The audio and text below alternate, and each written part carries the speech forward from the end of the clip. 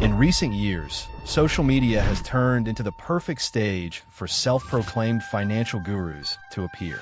Among them, one stood out above the rest, a man who called himself the Sensei. He presented himself as a successful trader, a master who claimed to have discovered the ultimate formula to become a millionaire from home. In his videos, he spoke with a hypnotic confidence, showing charts, trades, and daily profits that seemed impossible for any ordinary person. His message was simple, direct, and captivating. Anyone could achieve it. They just needed to follow his steps. Thousands of people began to see him as a digital mentor, a guide in the chaos of the markets. Imagine you bought a pair of Nike sneakers for $100. Thanks to supply and demand, the price can go up or down. You bought them for $100, but a week later, everyone loved the sneakers. They went viral, and now they're worth $180. You sell them for $180, which means your profit is $80. That's how currencies work. The construction of his persona was meticulous. He flaunted luxury cars, expensive watches, and trips to exotic destinations, always accompanied by the narrative that it was all the fruit of his trading knowledge. The most striking thing wasn't just the supposed profits, but the speed at which he claimed to achieve them. He promised instant results, and that promise became addictive for those dreaming of escaping their routines. Each post boosted his reputation. Every like and subscription reinforced the idea that they were in front of a true financial genius. What few knew was that behind those dazzling screens was a very different man. The first red flag was the origin of his community. His followers grew at a suspicious pace. Within months, he went from complete unknown to a household name in YouTube's trading world. Many wondered how someone with so little background could surpass analysts with years of proven experience. The answer was his strategy, selling an aspirational image instead of real knowledge. His videos weren't designed to teach, but to seduce, with technical content reduced to vague phrases and shallow examples. Behind the spectacle, the reality was unsettling.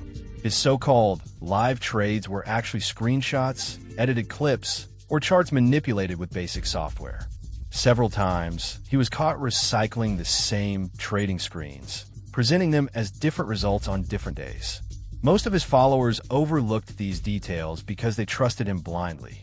But for those who truly knew the market, the inconsistencies were too obvious to ignore. Little by little, cracks began to show in the facade of YouTube's most famous trader. Still, he maintained a legion of believers, convinced they were learning from a true master. Doubts grew, however, when some of his most loyal students, the ones who had paid for his private courses and exclusive groups, realized that the promises didn't match reality. The sensei claimed that a handful of basic rules were enough to guarantee constant profits. But in practice, his students kept losing money. At first, many blamed themselves, convinced they were at fault and not the master. That's the strength of a good illusionist, making the victim doubt themselves before questioning the idol.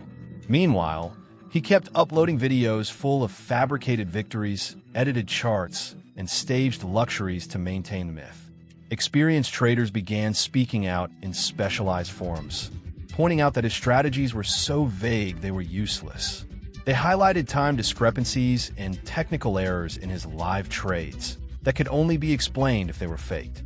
Some even compared clips from different videos and found identical candlestick patterns, recycled scenes disguised as new results.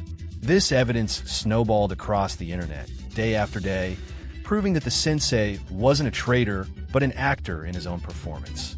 Even so, his community remained divided. To some, he was an outright fraud. To others, a misunderstood genius, unfairly attacked by jealous rivals.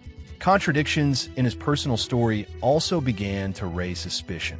One day, he claimed to have worked in major international banks. Another day, he said he was self-taught, starting from zero in a small room.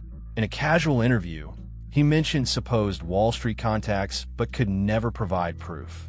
The pieces didn't fit, and the more he talked, the more tangled his lies became. His critics knew the truth.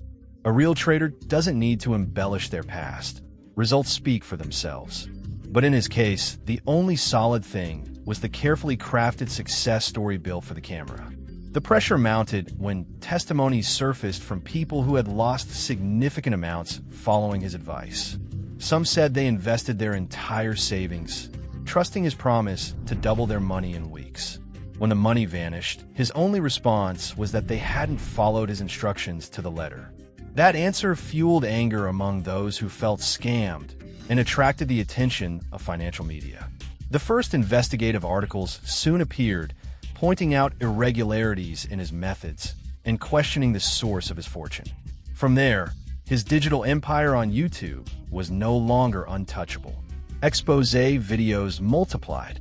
Small and medium-sized channels analyzed his alleged trades in detail, proving step by step that they were fake. Some even challenged him publicly to show verified accounts or audited results in real time, something he never did. Each challenge dodged only fueled suspicion that it was all a facade. Curiously, instead of responding with proof, the Sensei counterattacked with more showmanship. New watches, new cars, new mansions, rented to project wealth. But the more he exaggerated, the more ammunition he gave to those dismantling his lie. By then, the fracture with his audience was clear. Some still defended him blindly, convinced it was an organized smear campaign. Others were waking up from the illusion, demanding concrete explanations. The cracks became abysses when some of his own collaborators leaked compromising information. Documents showing inflated figures, private chats where he mocked his followers, and rental contracts for the cars and houses he flaunted. Each leak was a direct hit to his credibility, and the successful trader image began to collapse. Public exposure came like a storm. What had once been whispers in forums and small YouTube channels turned into a viral phenomenon. A well-known financial creator released a video dismantling the Sensei with hard evidence, showing how his charts were fake, how he reused templates, and how the luxuries he flaunted matched easily traceable rental properties. That video racked up hundreds of thousands of views in days. It was the breaking point. From then on, every new piece of content about him only intensified public outrage. His reaction was as predictable as it was desperate. Instead of providing proof, he tried silencing critics with legal threats. Several channels reported receiving emails from supposed lawyers demanding they delete videos, exposing him. But this tactic backfired spectacularly, multiplying the accusations. Now, he wasn't just being accused of fraud, but also of trying to censor the community. Each attempt to silence his detractors turned into a bigger scandal, feeding a domino effect that left him increasingly isolated. The once confident master now looked like a desperate man, struggling to keep a collapsing house of cards standing before millions of eyes. Social media filled with testimonies. People who had remained silent began sharing their experiences. Some had spent thousands on courses that offered nothing new, just recycled basic concepts freely available online. Others invested real money based on his recommendations, only to see their accounts go red while he flaunted fake profits. The stories were as varied as they were painful. Parents who lost their savings, young people drowning in debt, ordinary people who trusted in the illusion of freedom he sold. That avalanche of voices gave the case a human dimension. He was no longer just a YouTuber accused of lying. He was a man directly blamed for ruining lives. The media pressure escalated. Financial outlets dug into his background, only to find no records of his alleged time at major banks, no certifications, nothing but his own videos and a murky trail of short-lived companies tied to digital marketing, not real investment. This revelation was devastating. It confirmed what critics had been saying all along. He had never been a trader. His true specialty was selling illusions, monetizing people's dreams of financial freedom. As the evidence piled up, his community began to implode. Private Telegram and Discord groups, once full of worship and obedience, became battlegrounds. Some demanded transparency. Others flat out called him a scammer and asked for refunds. In weeks, what had been a closed ecosystem of loyalty turned into a boiling pot of outrage. Coordinated groups of ex-students began compiling evidence to present to financial authorities. For the first time, the problem spilled out of the digital sphere into tangible legal consequences.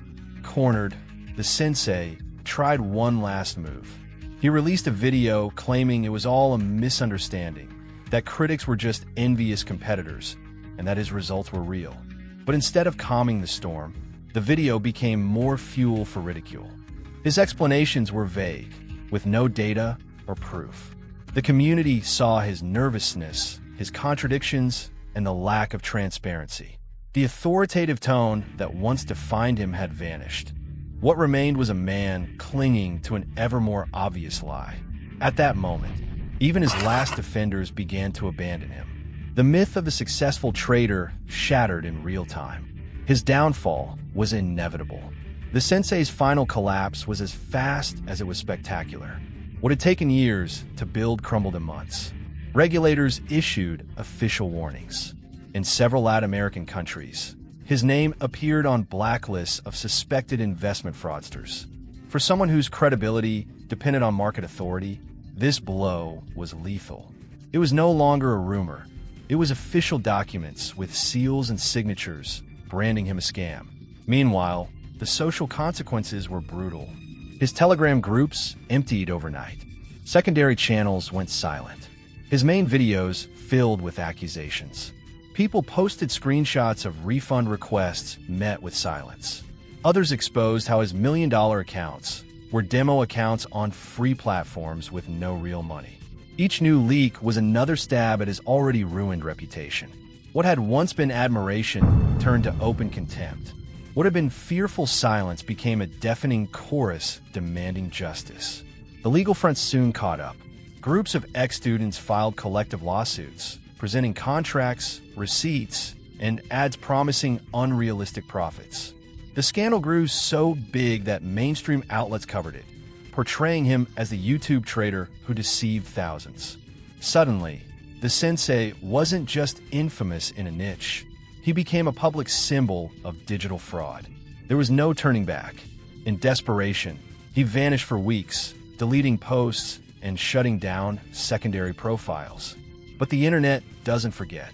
Users re-uploaded his videos, compiling contradictions, turning his own material into parody fodder.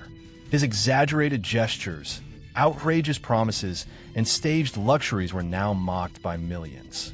His image was trapped in a cycle of permanent disgrace. Each comeback attempt was met with a flood of comments reminding him of his downfall.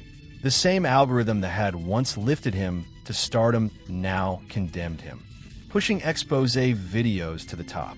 Brands and sponsors that once worked with him vanished. Overnight, he lost income not just from his courses, but also from ads and collaborations. Without those revenue streams, the luxuries he flaunted disappeared. The cars stopped appearing, the mansions vanished, and the lifestyle that had been his calling card crumbled alongside his reputation. The millionaire trader could no longer sustain the illusion, and the brutal gap between who he claimed to be and who he truly was became undeniable. In time, the Sensei's case became a cautionary tale in the digital world. Financial analysts cited him as proof of how social media can fabricate success figures with nothing but marketing and manipulation. For regulators, it was a reminder that fraud can hide behind online education. And for his community, it was a wound that would take years to heal. Thousands who believed in him discovered that their teacher had never been anything more than an actor selling mirages. His rise and fall became a hard but necessary lesson. Behind promises of easy wealth, there's often no wisdom, only smoke. In the end, the only thing that survived was his memory as YouTube's most fraudulent trader. A man who built himself on the ambitions of others, exploited people's dreams of freedom, and ultimately fell under the weight of his own lies. His name no longer inspires respect, but distrust and bitter laughter. And though he tried to erase his digital footprint, fragments of his story still circulate as a permanent reminder. That's how the Sensei went from being a supposed master of the markets to one of the greatest frauds of the YouTube era.